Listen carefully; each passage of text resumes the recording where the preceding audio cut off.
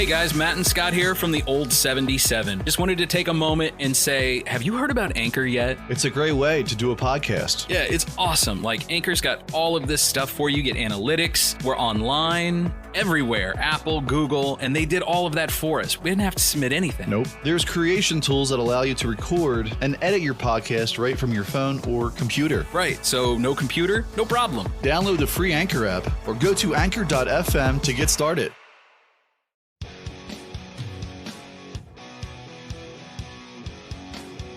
Hey there, this is the Old 77. It's a safe place in an unsafe world. Call or text the Old 77 listener line at 573-246-0779. Warning, foul language may occur due to the subject matter. Thanks for listening. Now, let's get on with the show. Here we are. So this is Matt. What's up, JT? How you doing, brother? Hey, man. This is Dave. Hey, Awesome. brother. Hey, Dave. Good to meet you, man. Nice I've been to meet enjoying you. listening to the podcast.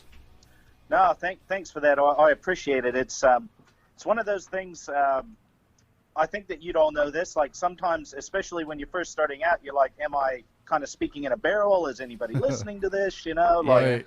But Right. but yeah, no, I appreciate it, especially like I say, coming from anyone who's actually been in audio for a living. I really do appreciate the feedback. It's really helped me stay motivated. Yeah. How long have you been doing that one? How long have you been doing the paranormal one now? Well, I started the Fortunate Son in May, so the Paranormal Son would have been just at the end of May or maybe early June. Yeah. Because I think I was about 3 or 4 episodes in when I split them off. Uh-huh. You realized that you had enough content to enough interest in that topic to create a whole separate podcast. Yeah. Yeah, and as with anything, I mean, I've definitely, as the saying goes, I've been around the traps. I've done enough in business to know if you're too broad, then you're gonna fail to attract people. They might go, "Oh, listen to that episode," Right. but then they'll go, "Now this guy's off talking about UFOs. What the hell?" So I thought about it, and it's like it doesn't cost me anything extra Right. to do the second podcast. It's just the time of trying to do both and trying to keep up the social media and that. But that's why I just thought, it's just easier if I split it off. And that way, the way that I look at it, the Paranormal Son's a bit more scripted because I have to do the research. Right. And the Fortunate Son is just kind of like JT unscripted, where I just, kind just of go off on tangents and Yeah. Sure. have a bit of fun. It's nice to do that sometimes. Yes, it is. That's all. That's the premise of our Oh, yeah. entire show, man. Right. We just go off and talk. And Yeah. that's why I love it. And I know that the people in the UFO community, all of those paranormal people, like those are dedicated people. Like once they get word of your podcast and they hear it, like they're going to listen to it, because it's a niche market, it's like you said, it's not too broad, but it's also not too thin that there's not very many people that will listen. You can get a pretty good chunk of people going that route, I think, these days. Absolutely. Conspiracy theories, any of that kind of thing these days. Well, and talk about some of your last shows too. So I was listening to the Wendigo show earlier. That's a creepy one, man. Yeah, it's one of those. Like I say, the amazing bit for me is I can remember from the earliest age reading these old paperback books like Flying Saucers Are Real, and some of these books that we had. I mean, from being 5 or 6 years old, and yet here I am at 42, and I go back and I look at some of these cases and subjects that I thought, oh man, yeah, I'm not going to learn anything, and every time, man, I'm not kidding, I am completely blown away by something new that I find out, and I'll go, I had no idea. Right. So it's great for me because the real idea behind it for me was, almost everybody on this planet knows what a UFO is or has heard of it or seen it, but it's like some of the cases that to me are just like, what the hell is going on here? It's like it's so off the wall or it's so out of left field. I mean, everybody covers Roswell, right? Everybody does Roswell. Everybody does Area 51. And I might get around to them at some point. But my whole idea was, let's mix some of those in to keep people interested, but let's show them some of these things, like you were saying, Scott, like the Wendigo, the more you dig into it, and, as I dig into it as well, as I research, I oftentimes go, oh, man, I remember reading about something similar to this, 20, 30 years ago. Right. And you start, connecting the dots and going, shit, it was just like the Wendigo. We had similar, I remember reading about similar legends just by a different name. Yeah. Yeah, a lot absolutely. of those things like that have different names, but a lot of times they are describing the same phenomenon. It just depends on the culture and the different location of where it's at in the world. Mm-hmm. Yeah, definitely different culture, different religions, different mythologies, but a lot of it's about the same stuff. No, that's it. I mean, it's like, you look at some of these things that are universal around the world, like giants. Nearly every culture has some mention about giants. Nearly every culture mentions a flood myth of some sort, and it's just, again, you've heard me go off on these tangents where I get really pissed off at debunkers, but the reality is, to me, it's just like, you can't have 200 or 300 cultures around the world that are all crazy or all, oh, well, they ate some bad wheat and, it was, they hallucinated it. It's like I say, he's a bit of a kind of an out there guy in, as you were saying, the conspiracy community. But this guy, Richard C. Hoagland, his whole thing was about the face on Mars and that. Mm-hmm. But I heard him over and over and over, and it's the perfect analogy, and that's why I use it, is that it only takes one white crow to prove that not all crows are black. You only need one. Right. Absolutely. Yeah, and I mean, like, you were going back to the fact that, like, all these people can't be crazy. That's the same way I feel about the abduction phenomenon, because it's so similar. Mm-hmm. Everybody reports the same, the Greys or the mantis beings, and these things are so specific that if this were just like some weird thing going on in somebody's brain, I don't know, man. It's too specific. Don't you agree? Oh, 100%, man. It's like dreams, okay? I don't know about you guys, but almost everyone has had that dream of being back in school, you know? Yeah. And, We were just talking about this. Man, to this day, 42 years later, there are times I'll wake up in the morning and I'll go, oh, shit, I'm glad that wasn't real. I've been out of school for 25 years. But the thing is, if we sat down, like you say, and we compared our stories about, our dreams, I'll guarantee you there would be significant differences in the dreams that Scott has about school, or Matt has about school, or Dave, or JT. But as you say, when you're talking about these Greys, you're talking about these mantis beings, tall whites, all of it, I don't know what it is. And as you've seen, the way that I've tried to package the Paranormal Son is, I hate those high and mighty people who go, well, like you hear me go on and on the show. Well, this is what it is. Right. I know the answer. No. So I'm very careful to not, sometimes I'll lean and I'll say this is how I might feel a little bit. But still, I mean, at the end of the day, there's got to be something to this. Mm-hmm. Right. It can't be everybody, drunk or, seeing the planet Venus, or, there's got to be something to it. I don't necessarily know what it is. Right. But, like you say, I just don't see how it can all be hoaxers or, people with mental illness or hallucinations. I'm just not buying it. Have you ever had any sleep paralysis experiences, JT?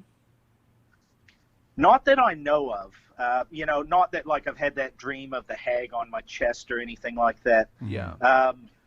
I may have. I'm a bit of an odd person. I don't have a massive amount of dreams, and it's funny. Me and my partner Vi were just talking about this, because she has some really vivid dreams, and she'll wake up. So she lost her mom last year, and she lost her sister 2 years ago, and she dreams a lot about basically being back in a simpler time with her family and spending time with her sister and her mom. And, she'll say to me, oh, well, does that happen to you? And I tell her, look, honest to goodness, I think since my mom's passed away, I maybe had 1 or 2 dreams where, it was like I got a phone call from her or something. Yeah. But all I'm saying is I'm not that type of person who has these really lucid, Right. memorable dreams. Mhm. I've had a few in my life, Yeah. but it's So one of have those I. things I Yeah. really wish I had. Me you know, too. some of these experiences. I lost a very close friend of mine. I guess he died in '03, so yeah, you're talking 17 years ago this month. And when he died, I had a dream like maybe 10 years after the fact. I was kind of just hanging out with my friends in this dream, and he was there. And I said, Christian, what's up, man? Like, where'd you come from? Mm-hmm. And as I was dreaming, I felt like I was like, you died though. Yeah. I didn't say that to him, but I was like, you died. He's like, no, I'm just hanging out with you guys. Uh-huh. And he just kind of smiled. And then I woke up and I was like, holy shit. It was kind of like he came back just to say what's up to me Yeah. while I was asleep. He kind of reached out in a way, I feel like that sometimes, yeah, that happens. Yeah, I think that's a thing. Yeah. you know? Oh, definitely, man. There are some really astounding cases that, you know, I've read about in the past. And again, you know, I'm not kidding, guys. You know, I sent Scott that Trello board, right? Yeah. Oh, yeah, sure. Yeah. I must have 150 subject cards Wow. for shows. So as I keep saying on the program, it's like I will get around to There's X, Y, or just so Z. much, right. You know? Right. Yeah, but there's some really astounding cases like this, like you just mentioned. There was one during World War II, and this lady, you know, basically went to sleep, and in her dream, her brother came to her. He was off in the European theater, and in her dream, he came to her, and he was in his army uniform, and he said to her, "I just want to tell you I love you and I miss you and goodbye." Now she woke up, and 3 hours later, the family found out that her brother had died. Yeah. Oh, my goodness. This is pre-internet, Yeah. you know, Yeah. you know, digital phone and everything else. So, you know, how do you explain things like that? I'm not, as I say all the time, I'm not saying everything is true, Right. but some of these things you hear about, it's like, what is the rational explanation for this, you know? Yeah, you can't just blanket discount these types of phenomenon. Right. There's too many accounts. Right. There's too many variables. And they're too much the same to write them off. Right. You were talking. Well- you were talking about having those experiences where somebody came in death and came to him in a dream. My mom had a similar experience to that. I don't know. I guess this has been maybe 5 years ago. I may have told you guys this story, but so my mom used to date this guy named Jack, and he had alcohol issues, and they ended up breaking up. And for many years, she didn't talk to him. And one morning, she went out to let her dogs out. And when she walked outside, this was how she described it to me. She said, "When I walked outside, I felt Jack's presence." Wow. And this was somebody that she hadn't seen or talked to in at least 5 years, probably closer to 10. And a few hours later that day, she got a call that Jack had just died. Wow. And my mom is not the type of person that would just make something like that up. So, Oh, yeah, man. That is so similar to so many of these other cases.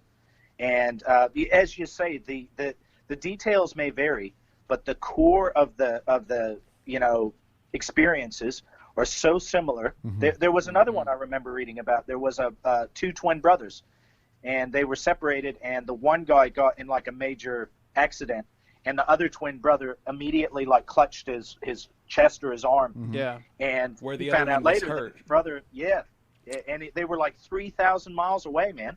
One is on the East Coast and one was on the West Coast. So, you know, what are the odds that just at that particular moment Yeah. he gets the shoot pain? You know, it's possible. You know, anything's possible. But Well, that's a whole other story with the twins and the whole twin connection, and that could be a show on itself. There's just certain things in this world that can't be explained, Right.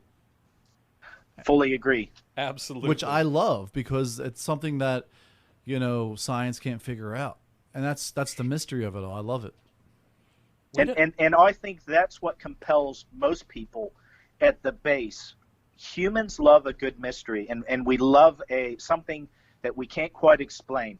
We can't get our heads around. And there's that other, there's certain people, I'm not necessarily one of them, but there's certain people, and I would say the vast majority of scientists are, if they see a gap, they have to fill it in. Right. No, and like I say, a lot of these things I cover, I often do caveats. So on the last, topic that I just did, which was kind of the season finale, which is about Nan Madol, there are some pretty far out there theories. Yeah. And like I said, it does, it's not, I'm not saying this is what it is, but it's here. I'm presenting it. It is a possibility. And I think that's what, like for me, for example, that's what really draws me to this kind of stuff. It's like, one, yes, I agree with you guys. I love the fact that we can't explain everything. And, I'm far from perfect, as I say all the time, but I'm pretty humble. And hey, I'm the first to admit I like seeing science be baffled now and again. Right. Now, it's not like I want to see us as a civilization fail, but it's good to know that there are things out there in this, age of quote unquote age of enlightenment that they still can't explain. Yeah, there are certain things that science can't measure. Right. And JT, going back to what you just said, that last episode of your podcast, they call it the Venice of the Pacific. Yeah. That city. I can't pronounce the city's name. It's So what it's- is? it- I haven't it's listened to actually it. really easy. Can you just give me It's- like a it's- preview of like what it's about? Here it is. Oh, yeah. No, of course. So the story is about a city in Micronesia called Nan Madol, and it's on an island called Ponape. Now, maybe in the back of your mind, that kind of, Ponape especially, you might go, okay, I think I've heard of that. Maybe it's Pompeii. But the reality is Ponape was written about by H.P. Lovecraft. And I didn't know until I actually researched for this episode, because, again, I've known about Nan Madol for, 30 plus years, but I had no idea that Nan Madol was the basis for Rilia, where Cthulhu lives in the H.P. Lovecraft universe, full of nowhere. It's on these small islands in Micronesia. Yeah. It's made out of this massive black basalt volcanic stone. Now, if you've ever seen photos or you've heard of the Giant's Causeway in Northern Ireland, and there's those hexagonal black stones, so it's basically built out of that. But the thing is, they didn't just go, okay, here's an island, we're going to build this, city on it. They actually went out on the coral reef and built it up on this coral reef.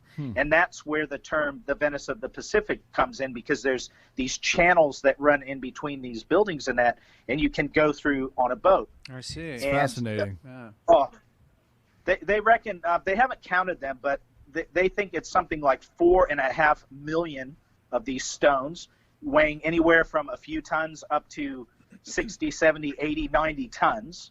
Sounds a lot like the Great Pyramid. Right. Oh, it is. It's insane. Yeah. And when you go and look at it, and you actually see these photos, now, again, obviously, guys, unfortunately, I've never got to go there, but just looking at these photos, it's awe-inspiring. And, you're talking about people in the Pacific, although, like in navigation, the people of the South Pacific were far in advance of Europe. I mean, they were like 1,000, 1,500 years ahead. They sailed outrigger canoes from one end of the Pacific to the other, when our European ancestors were barely poking around the coast of Spain and Portugal. But in other ways, when Europeans first came into the Pacific in the 14, 15, 1600s, they were still living in the Stone Age. They didn't have metals in that. So when you start looking at things like this and you're going, oh, well, how did they move it? And one of the things that really fascinated me was, I don't know if you've heard the story of the Great Pyramid in the Japanese documentary, but in the 70s, the Japanese basically said, we're going to do a documentary. We're going to show how the pyramids were built. And they decided to build a scale model replica, and it was something like, off the top of my head, 100th or 150th of the Great Pyramid. They said, oh, we're going to build it traditionally. Now, after 3 weeks, they barely started, and they said, well, we'll bring in this heavy equipment. We'll bring in excavators and cranes and that. And they still couldn't build it, okay? Unbelievable. And this is, was something, 3,000 years in advance of what the Egyptians had that we know of. Right. And the same thing happened at Nan Madol. in 1995, the Discovery Channel, was doing a documentary, and they said, well, we're going to show how this works.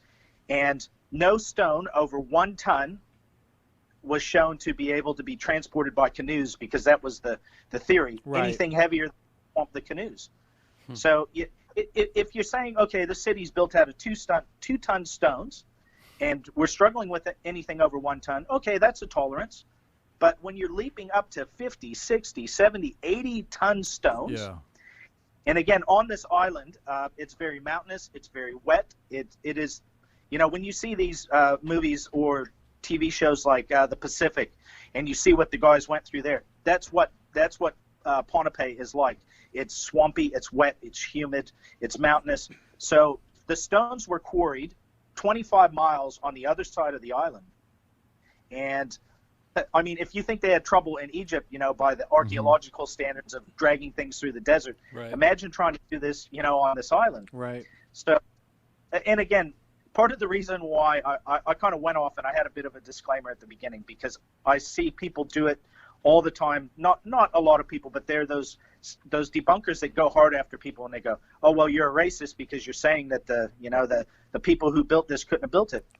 Right. No. What I'm saying is, we've got a right to ask these questions.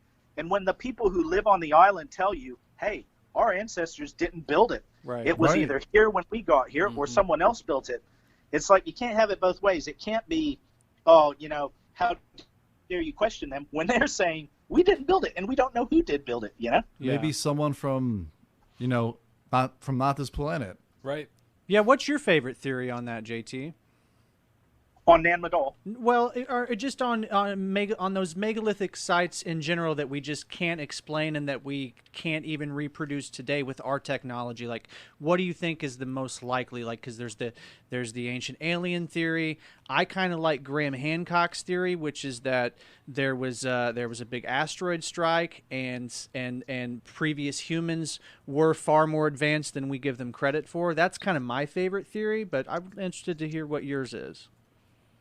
No, look, I fully agree. Me personally, and I've said it many times on the program, I think that when science tells us we know, basically we know 95% of what's gone on, in mankind's history, I completely disagree. I think it's completely flipped. I think we know 5% if we're lucky. Right. I think there's all kinds of things that have gone on this planet, during mankind being here and before, that we don't know about. And look, I fully agree, though. Me personally, my favorite, one of my favorite topics is ancient civilizations, things like the Piri-Reis maps, things like, all these unexplained, anomalous things that shouldn't be where they are. For example, tobacco is native to the Americas, as you know, and so is cocaine. So how did they find cocaine, traces of cocaine and tobacco in Egyptian mummies? Right. When supposedly there was no contact before Columbus in 1492, or if you're being generous by archaeological terms, the Vikings maybe in the 1100s. But no, look, I love it. But for me personally, if I had to say these megaliths and how were they built, my favorite, my favorite theory as far as fun is giants. But my favorite theory as far as how I actually think it would have been built, I really do believe it's the whole acoustic waves theory. Sound frequencies. Yes. So elaborate on that a little bit for people that have no idea what we're talking about. Now, of course. Now, I'll start out by actually going not that far in the past. So if you go back into the 1930s, there was a gentleman in Florida, and he was from Eastern Europe. I don't want to get the wrong country. I think it was Lithuania or Latvia. Yeah. But his name was Edley Scallion, okay?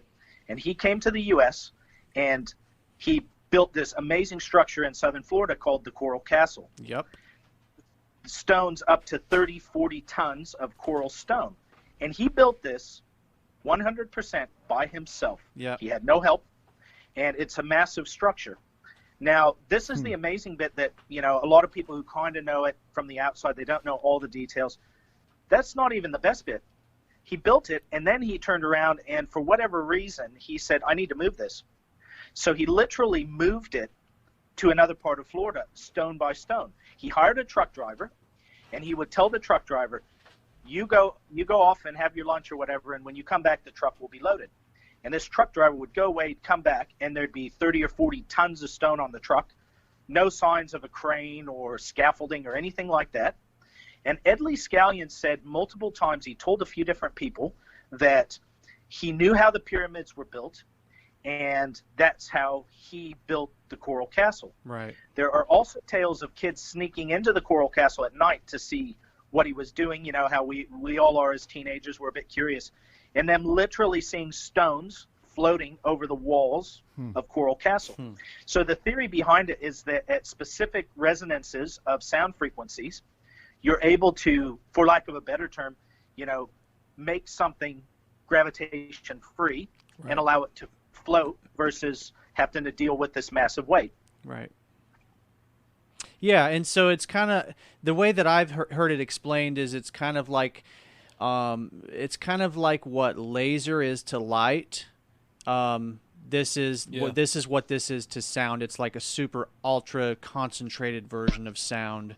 And even Nikola Tesla was experimenting with sound waves and making objects levitate. And didn't Tesla make some bridge like wobble and shake using some sort of acoustic phenomenon? I think. Does that sound familiar? He might have. Tesla did. Tesla did did so many amazing things that, for example, if it would have been up to Nikola Tesla and Thomas Edison wouldn't have continually interfered, we would not have power lines. Okay. Right. 100 years ago, plus, this man showed that you could transmit electricity through the air, and it would be you'd have very little loss in power. And I've actually seen experiments on different programs where they set up these two Tesla coils about 20, 30 feet apart, and they had a remote control boat in this lake, and with no wires, no cables, anything, just this electricity being transmitted through the air, they were driving this boat around in this lake. And just to picture the experiment, it's one thing to look at, a book or something, but to see this happening in real life. Now, obviously, this was on a small scale, but on a massive scale, he was talking about things like having, his quote was airships, because it was before planes, flying around the world, not needing to refuel, basically being on a giant electric train system, but in the air. Yeah. And I mean, like you say, this guy was so freaking far ahead of his time. It's no wonder that a lot of people have said, was he an alien, Right. What was he tapping into Akashic records or something? Right. And a really fascinating thing a lot of people don't necessarily know was at the end when he died and all of his files and that were, seized by the U.S. government, do you know who was involved in that? Actually, who was? Yeah, I do. We're losing you. Come back, JT. Yeah, you're breaking up. Let's hold on that. We'll take a break. Yeah. And we will be right back in just a moment. This is the one and only Old 77.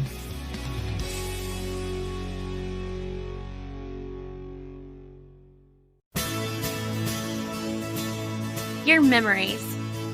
Pregnancy, kids growing up, family, senior year of high school, getting engaged. You want to keep those moments forever. But the problem with most photographers is they decide which moments you keep. They'll sell you a single picture or a big all-inclusive package that might include photos you don't want at a cost that's outside of your budget. That's why I don't. You decide. A single photo, a single hour, you choose. You get all your edited photos, everything, at Andrew Marie Photography. You get quality photos at prices you can afford. After all, they're your memories. Find us on Facebook, Andrew Marie Photography and Custom Design.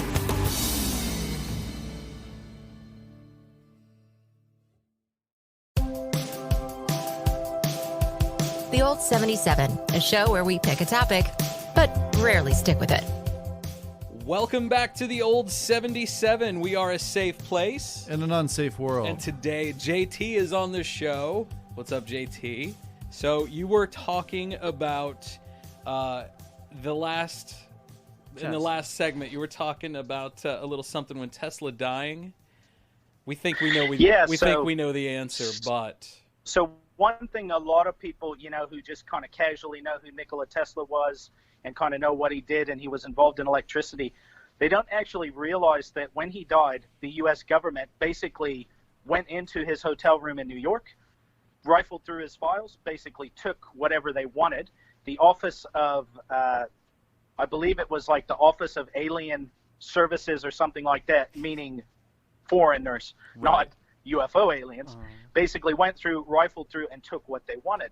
Now, the fascinating bit about all this that ties into right now in 2020 is the person who was in charge of that group or that operation was Donald Trump's uncle, Fred Trump, who was a scientist. Yep.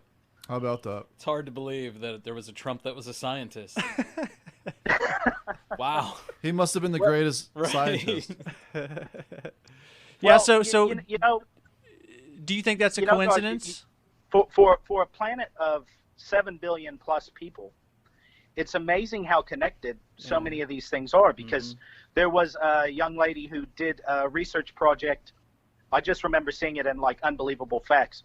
And she basically showed that every president, bar two, are related. So, yeah, kind of it makes is you amazing wonder how interconnected some of these things are. Yeah, that's weird. These little clubs, the Skull and Bones Club. The Mason. The whole Mason connection with Freemasonry. JT, what's your take on the Illuminati? I definitely think that there's something to it.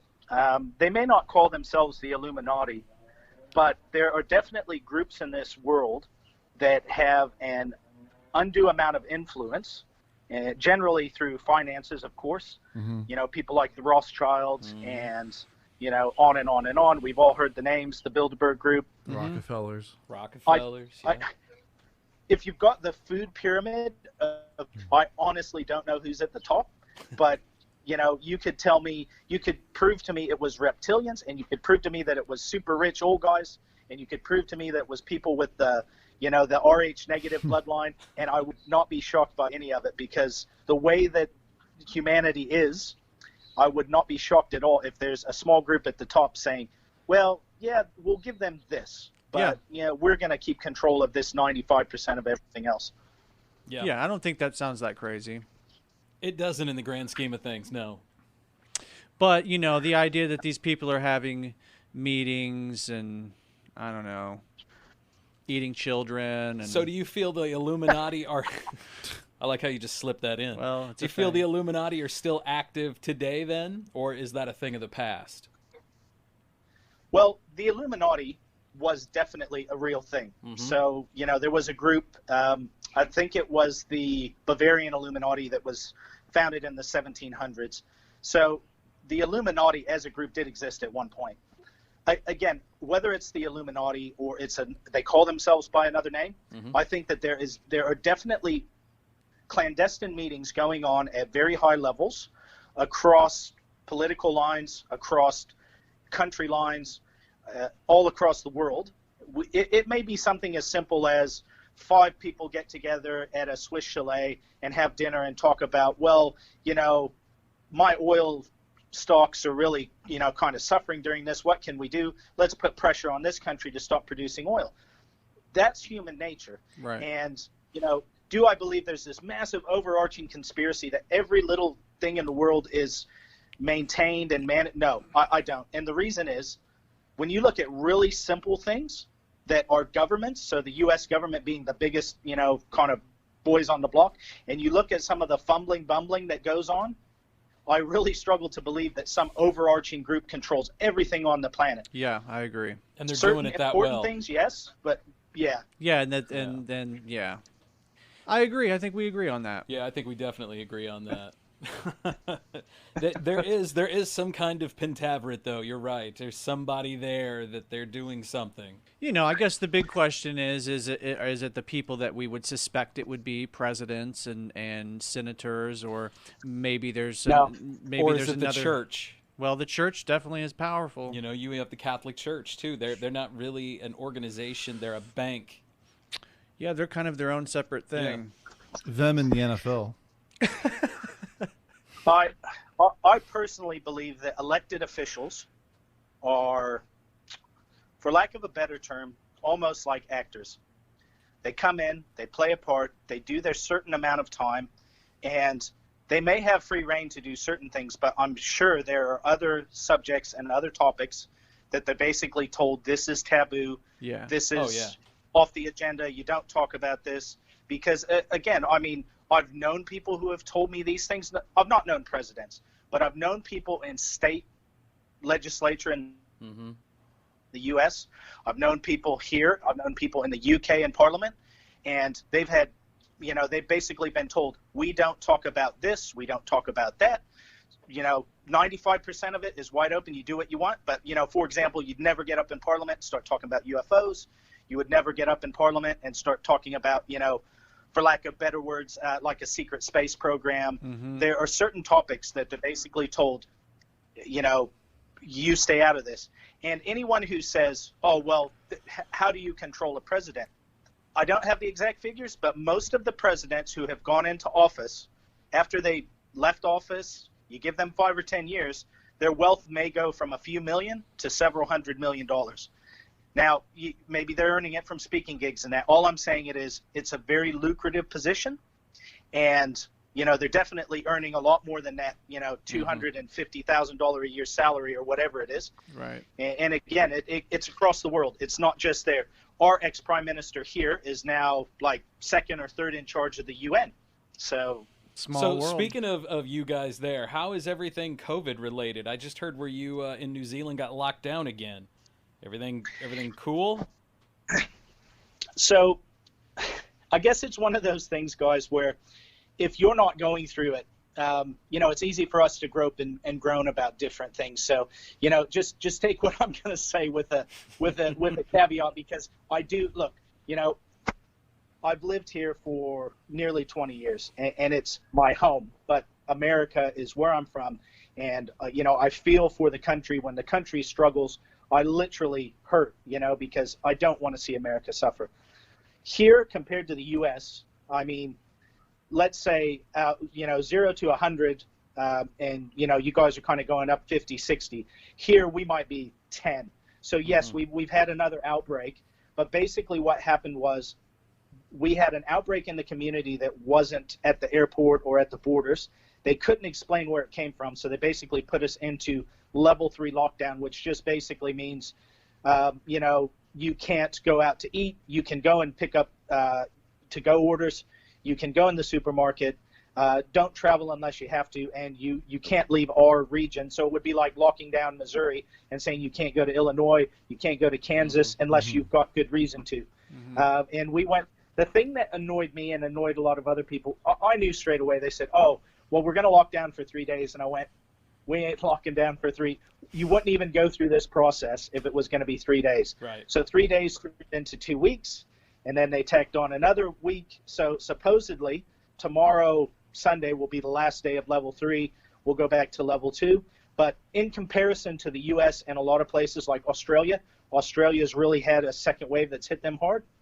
We have the good fortune of being on an island, on 2 large islands and a bunch of smaller ones. Australia is over 2,000 miles away. Sure. So we're quite fortunate that the odds of somebody just rocking up here, unannounced and spreading COVID all over is 0. Yeah. Because they're gonna catch them at the airport. Yeah, that's nice. That's a nice feature to have built into your home country right now. Because the United States is definitely not an island. No, it feels like it though sometimes. I'll say that, it feels like it. I know what you mean, man. When I've seen some of those in the past, and they've got those, they'll go to the people on the street and they'll show them a map and they'll go, okay, point to Germany, and they point to like Africa, and you're going, yeah, you should be able to get that one right. Right. Like, how did you pass simple high school stuff? Come on, man. That's Jimmy Kimmel's favorite thing to do, isn't it? Oh, Jimmy Kimmel loves doing that. Yeah. Or like he'll walk up to people and he'll talk about, did you hear when Trump said this, or you hear when Obama said that? And it'll be something that none of them said, but the people will just completely go along with them and agree. So why don't you go ahead and promote yourself here, JT? Tell us where we can listen to you Yeah, of course. So, as I was saying earlier, I started this whole journey with The Fortunate Son.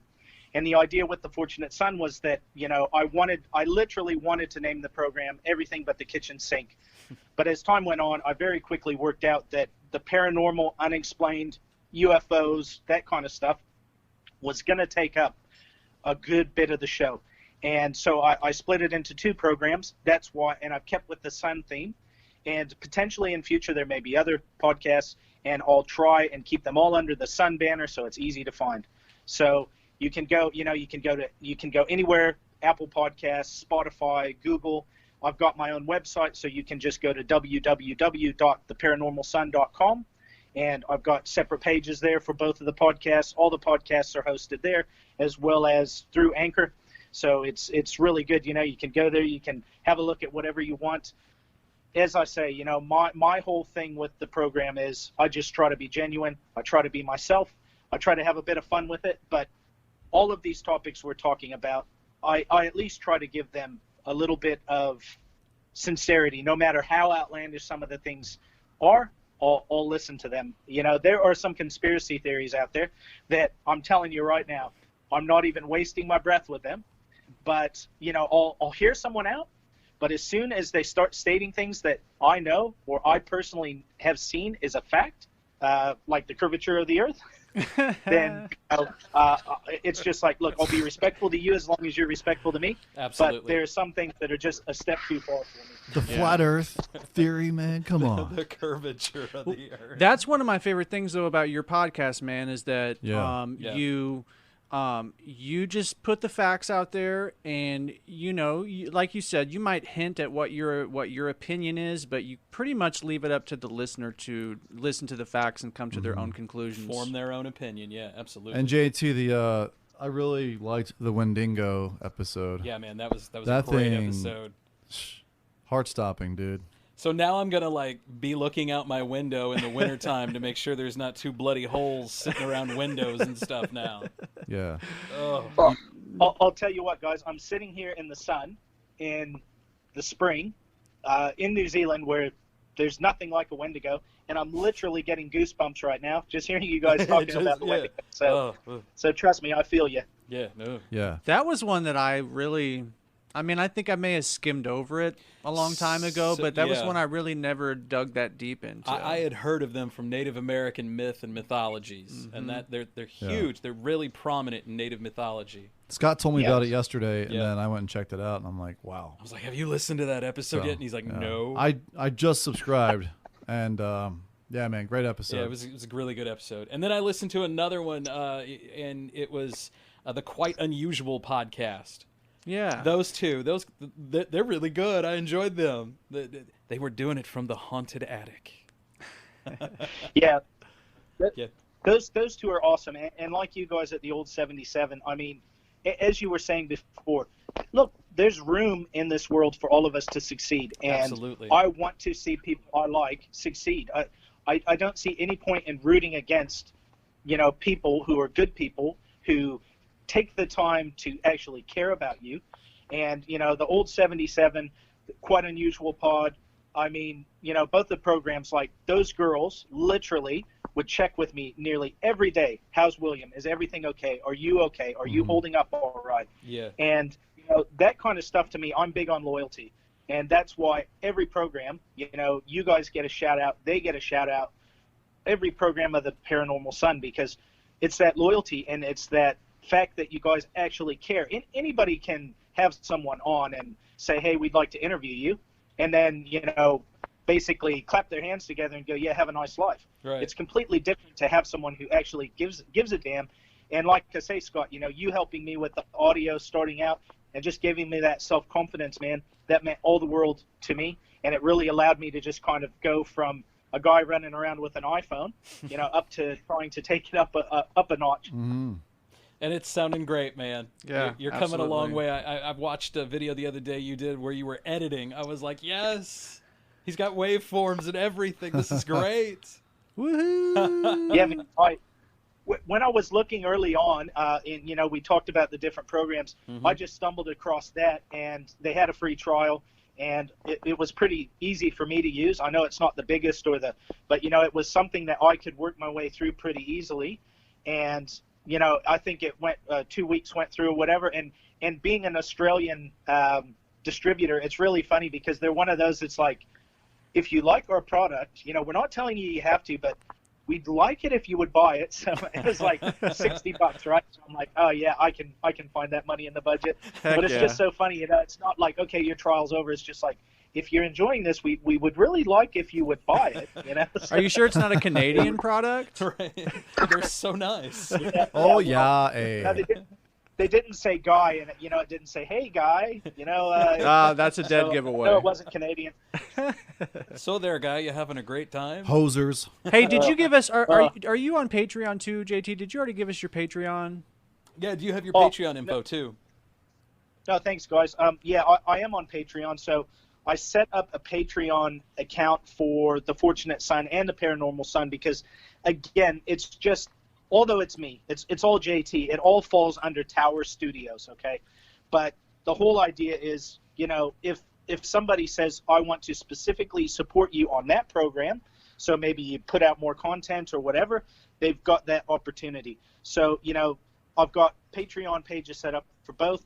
The Paranormal Son one is quite fun because I set up the tiers, talking about some of these people that you all know about. So, I think off the top of my head, I know that I've got the Robert Stack tier, I've got the Leonard Nimoy tier, I've got the Arthur C. Clarke tier. Some of these guys that when I was growing up, I got my influences in this stuff from, and the top tier is obviously the Charles Fort tier because every week, I do the news of the dam. So he's at the top tier.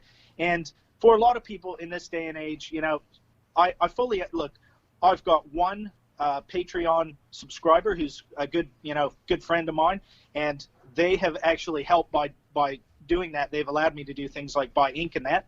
But the reality is I understand there are a lot of people in this world struggling a lot worse than I am right now. At least we've got one income. So if people can't give, I never try and guilt trip people. If they just feel like giving a one-off, you can go to the Paranormal Son website, and there's a PayPal donate button there. You can send me $1 if somebody wanted to send $1 or whatever. But, you guys know there's lots of other things you can do. You can promote the programs. You can tell your friends as you have. You can, go on your social media. You could go on to Apple Podcasts and like and 5-star the shows. I was really blown away early on because I can't see the U.S. Apple podcast site. They lock it down so that if you live in New Zealand and you go to look at Apple Podcasts, you get the New Zealand site, you get the Australian site if you're in Australia, so on and so forth. So when people told me, dude, you got like 3 or 4 5-star reviews on Apple, I'm like, I don't see them. And then one of my friends from the U.S. screenshotted all of them and sent them through. So yeah, things like that, they help your podcast come up the front of the algorithm. And just like anything, if you see somebody who's got consistent, good reviews, you might, even if you listen to an episode and you go, this isn't really my cup of tea, you might try another one because you might go, well, there's a lot of other people who like this, so maybe I'm just missing something. Heck yeah. We appreciate all the 5-star thumbs up, all of that stuff we can get. Anything positive. Even negative, I'll take. Yeah, we'll take feedback of any kind. Yeah, I'll even take the negative. It's all right. Absolutely. We're making people think. Hopefully, people tell us how bad we suck all the time, man. It's okay. Hopefully, we suck enough that they want to tune back in and maybe give us $5 a month. Yeah. right. You guys are terrible. Here's $5 a month to go away. So if you would like to call or text the Old 77 listener line, feel free. Pick up the phone. Give us a call. 573-246-0779. We're also on Patreon, patreon.com/the-old77podcast. JT, thanks for being on the show today, man. No, of course, guys. And sorry, just moving around a bit to get closer to the server. And look, in future, if you want to have me on again, I'd love to be on. One of the guys who kind of does a lot of stuff, his name's Kenneth Hite. And I've connected to him on Facebook and that. And I love Kenneth Hite because he's like that guest host, remember you used to watch The Love Boat and MASH and that growing up, and there'd always be some star. You could kind of tell they were promoting a movie or something because they're on all these different programs all of a sudden. and that's how Kenneth Hyde is. And this guy's hilarious. And so if I can be your version of that, I'm happy to be on the program at any time. Sweet. Heck yeah, man. Heck yeah. Awesome, man. We'll have to have you on again soon, brother. Absolutely. Yeah. Well, have a Sounds good. great Saturday. Yeah, enjoy tomorrow, man. Yeah. We haven't gotten there Thanks, yet. guys. We'll talk to you later, brother. Take care. Thank you. See you, brother. Thank you. See you, JT. This was the Old 77. It's a safe place in an unsafe world.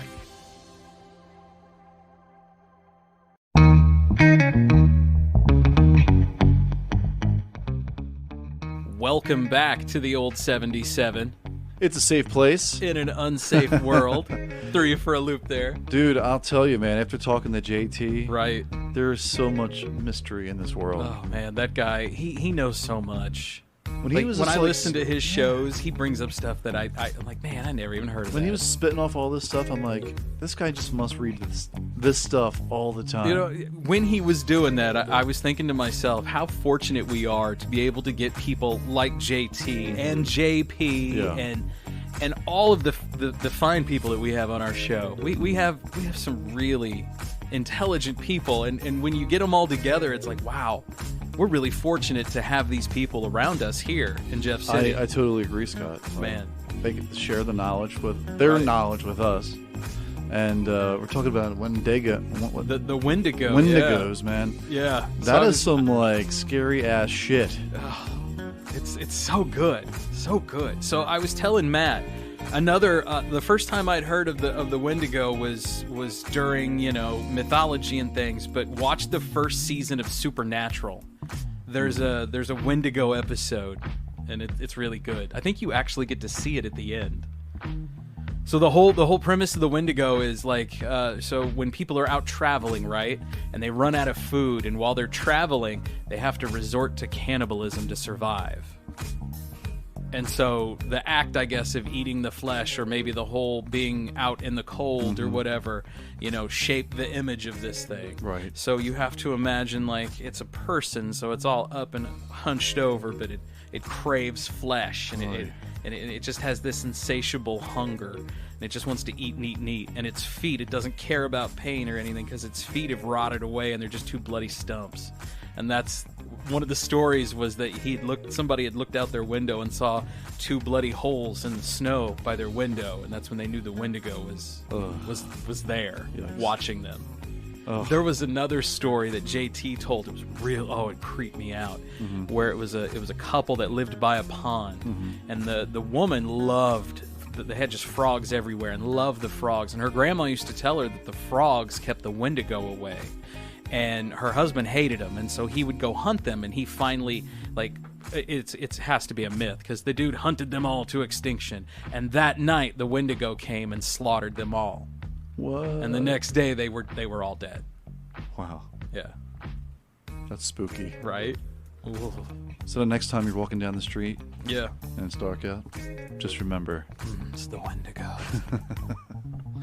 But great episode. Yeah, it was a great episode. Yeah, and he's 17 hours ahead of us. Yeah, so we're literally recording this. We called him at 9 p.m. Central. For him, it was 2 in the afternoon on Saturday. So he's in the future. Yeah. You can check us out at our Patreon page. Absolutely. Patreon.com/The Old 77 Podcast. Also call or text the Old 77 listener line, 573-246-0779. That's 573-246-0779. But a big thank you to all of our fans, especially our Patreon subscribers. Absolutely. DB Nice and Toby Dean. Yes, sir. Thank you, guys. Thanks, guys. Appreciate it. So we will see you guys next week. New episode will come out next Tuesday. If you're a Patreon subscriber, you will get the week after that. You'll get it early. You'll get the next week. And you also get an episode of bonus content that no one hears other than you. That's right. That's right. And you can find it all at patreon.com/The Old 77 Podcast. All right, guys. Well, have a great night. Yep. See you guys. See ya. Bye. This is the one and only Old 77. Call or text the Old 77 listener line at 573-246-0779. I think I read those the same way I did the last one. But now I can't remember. Okay.